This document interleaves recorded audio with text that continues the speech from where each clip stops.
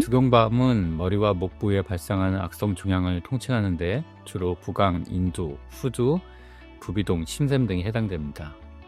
이런 부위는 발성, 삼킴, 호흡, 후각 등 중요한 기능과 밀접하게 관련되어 있어서 암이 발생하면 이러한 기능의 손상과 삶의 질 저하로 이어질 가능성이 큽니다.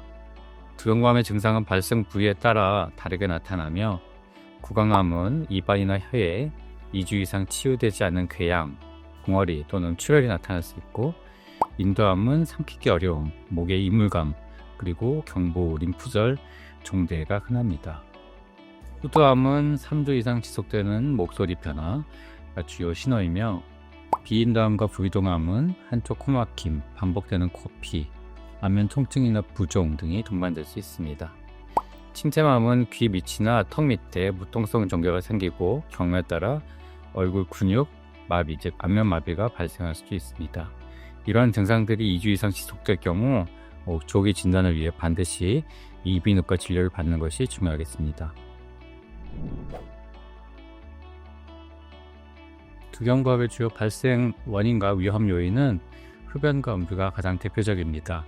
흡연은 구강, 인두, 후두 등 두경부 전반에서 암 발생 위험을 높이는 가장 강력한 요인이 되겠고, 담배 연기에 포함된 발암물질이 점막에 직접적인 손상을 주고 DNA 변이를 유발합니다.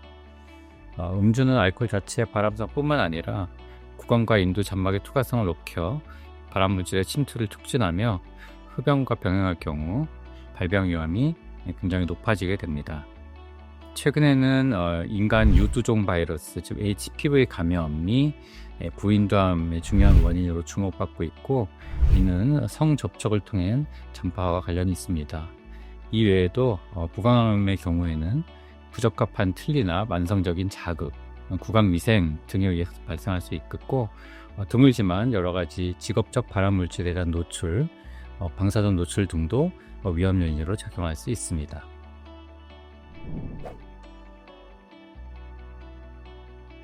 기존의 두경밤 치료에서 하던 수술은 주로 경부 절개나 하악골 절개와 같이 외부 절개를 통해서 병변 부위에 접근하는 방식을 택했기 때문에 굉장히 수술이 광범위한 경우가 많았습니다.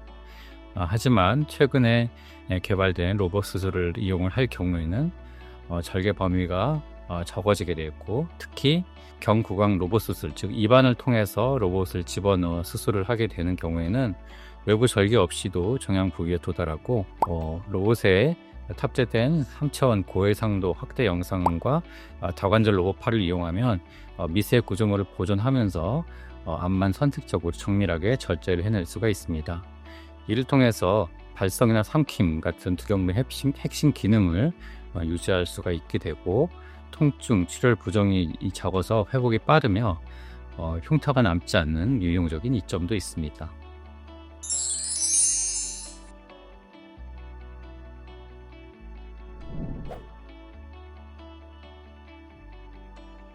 두경부암에서 로봇 수술이 특히 유리한 경우는 종양의 위치와 크기가 입을 통해서 접근하기 좋을 때입니다.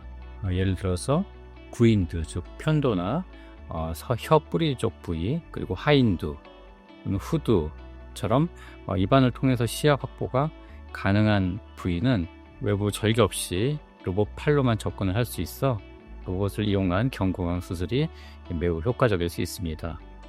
또한 종양의 크기가 너무 크지 않고 비교적 작은 경우에는 주변 조직 손상 없이도 로봇으로 안전하게 암 병변만을 제거를 할 수가 있습니다.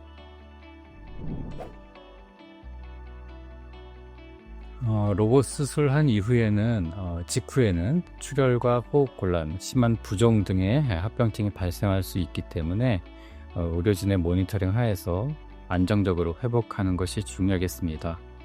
초기에는 수술 부위의 상처 치유를 위해 일정 기간 동안 입으로 먹는 식사를 하는 것이 제한될 수 있으며, 이런 경우에는 연화재활 치료를 통해 이런 삼킴 근육과 조종 능력을 회복을 해야 됩니다. 이후에 점차 회복이 되면은 입으로 식사를 하면서 점차적으로 정상적인 시기로 옮겨가게 되겠습니다.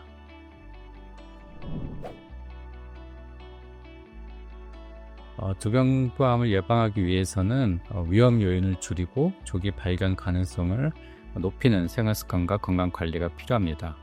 가장 중요한 예방법은 가장 대표적인 유발 요인인 흡연과 음주를 피하는 것입니다.